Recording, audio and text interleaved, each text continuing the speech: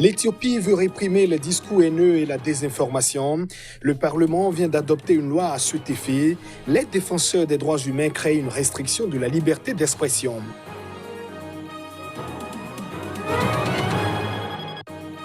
Un match de football au Maroc vire à l'affrontement. Des dizaines de blessés et des dégâts matériels ont été enregistrés. La police a procédé à des arrestations et ouvert une enquête.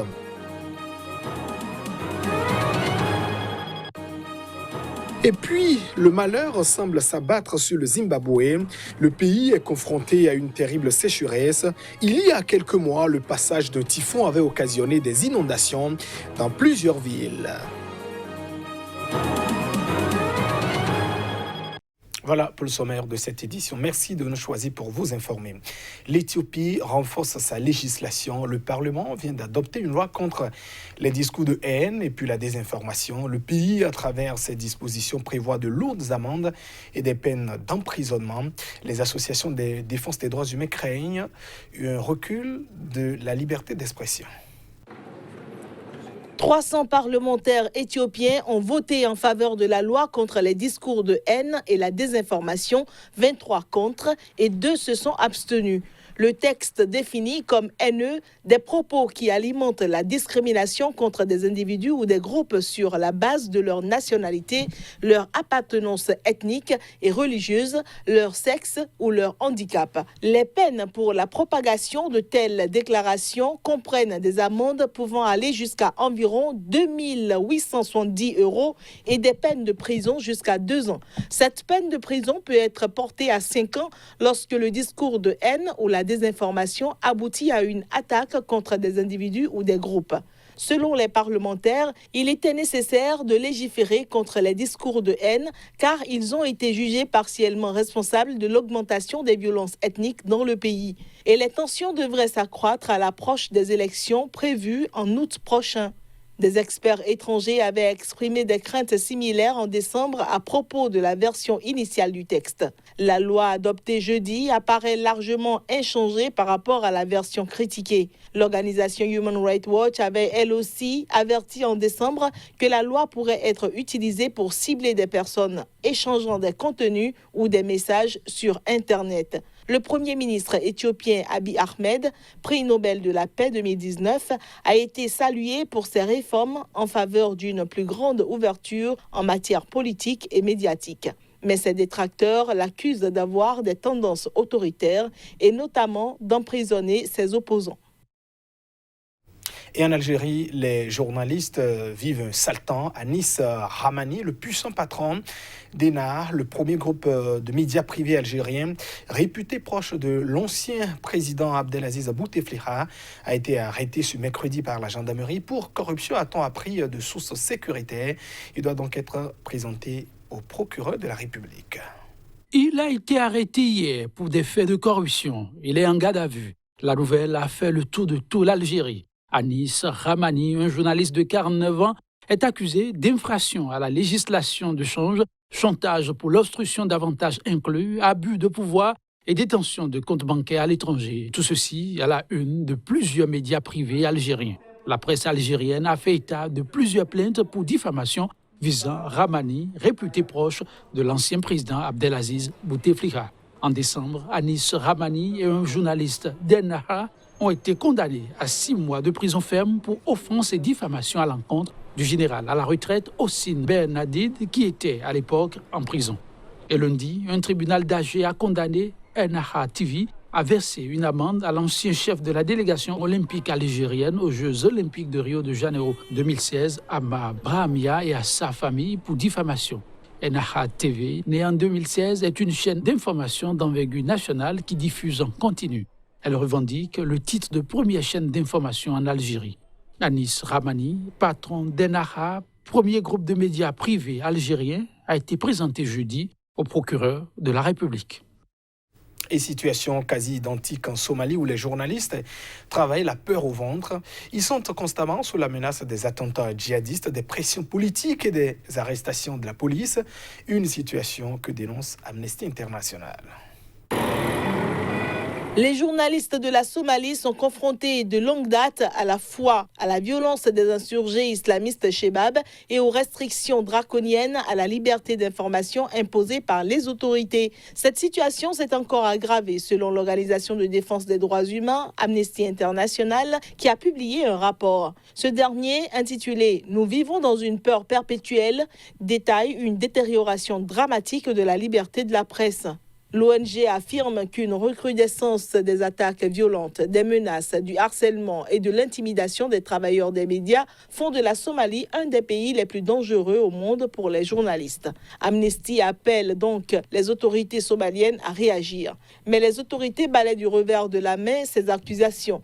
Elles ont rejeté les conclusions du rapport, qualifiées d'allégations ridicules et accusé les journalistes somaliens qui ont fui le pays d'inventer des menaces pour s'assurer d'obtenir l'asile à l'étranger. Au moins 8 journalistes ont été tués depuis 2017 et 8 autres ont quitté la Somalie, assurant craindre pour leur vie selon l'étude d'Amnesty. Reporters sans frontières place la Somalie à la 164e place sur 180 pays dans son dernier classement de la liberté de la presse, avec au moins 43 journalistes tués au cours des 10 dernières années. Si les Shebab affiliés à Al-Qaïda et en lutte contre le gouvernement somalien constituent la principale menace pour les journalistes, les forces de sécurité gouvernementales se rendent aussi coupables de nombreuses violations à leur égard.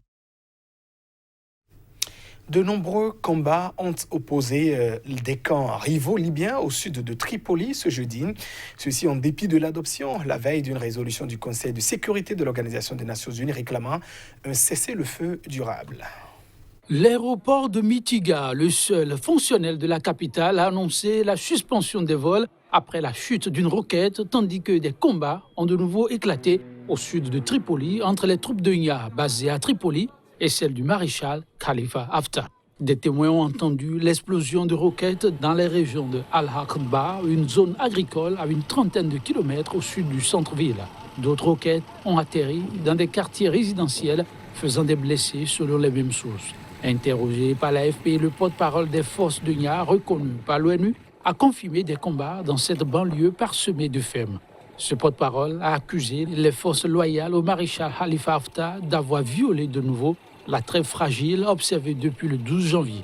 Malgré la trêve, des combats sporadiques ont lieu quotidiennement près de Tripoli et les armes continuent d'affluer dans le pays. Le Conseil de sécurité de l'ONU a approuvé mercredi pour la première fois depuis le début en avril de l'offensive du maréchal Haftar contre Tripoli une résolution réclamant qu'un cessez-le-feu durable succède dans ce pays à la trêve fragile observée depuis janvier. La résolution réclame la poursuite des négociations de la commission militaire conjointe créée en janvier et réunissant les deux camps pour aboutir à un cessez-le-feu permanent incluant un mécanisme de contrôle, une séparation des forces et des mesures de confiance. Réunie à Genève, cette commission s'est séparée samedi sans parvenir à un accord, l'ONU proposant de reprendre les discussions à partir du 18 février. Les affrontements autour de Tripoli ont causé jusqu'ici la mort de plus de 1000 personnes, tandis que 140 000 ont été déplacés, selon l'ONU. Que s'est-il réellement passé au Maroc après ce match de football? En tout cas, la police poursuit les enquêtes. Des dizaines de blessés et d'importants dégâts matériels ont été enregistrés. C'était lors de violences après un match de football de la première division du Maroc. La police a aussi procédé à 13 arrestations. Jets de pierre, dégradation de biens publics, possession d'armes blanches et fumigènes et violence à l'encontre des fonctionnaires publics. Les incidents ont éclaté à l'issue d'un match perdu par le Raja Casablanca face à l'AS FAR de Rabat 1-0 mercredi soir au stade Moulay Abdellah. Les affrontements ont fait plusieurs blessés parmi les forces publiques et 22 blessés légers côté supporters, selon la police nationale. Les heurts ont opposé des supporters aux policiers, 19 véhicules de la Sûreté nationale, un camion de la protection civile, une ambulance et des voitures de particuliers ont été endommagées selon la même source. Les mises en cause ont été placées en garde à vue et les recherches sont toujours en cours pour interpeller le reste des personnes impliquées. Les actes de vandalisme et les affrontements entre supporters de football sont récurrents au Maroc, pays où le ballon rond suscite la ferveur.